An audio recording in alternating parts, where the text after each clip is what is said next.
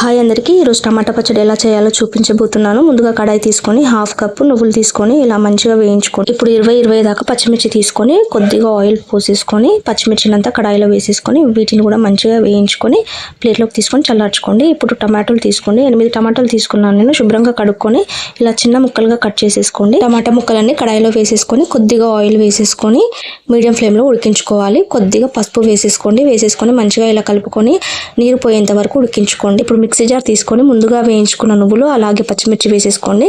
అలాగే వెల్లుల్లి కూడా వేసేసుకొని ఇలా మంచిగా గ్రైండ్ చేసేసుకోండి. ఇప్పుడు చల్లారిన టమాటా ముక్కలు అలాగే 2 టేబుల్ స్పూన్ల దొడ్డుపుని అలాగే కొద్దిగా కొత్తిమీర మంచిగా కడుక్కొని వేసుకొని గ్రైండ్ చేసుకోండి. అంతే మన టమాటా పచ్చడి రెడీ అయిపోయినట్టే. ఇంకా దీన్ని తాలింపంలో పెట్టుకోవచ్చు. మనం ఇలాగే అయినా తినొచ్చు. చాలా బాగుంటుంది, చాలా టేస్టీగా ఉంటుంది. ఇలా తాలింపు వేసుకొని ఒకసారి పచ్చడిని మొత్తం కలుపుకోండి. అంతే, ఎంతో సింపుల్గా టమాటా పచ్చడి రెడీ. వీడియో నచ్చితే సబ్స్క్రైబ్ చేసి సపోర్ట్ చేయండి.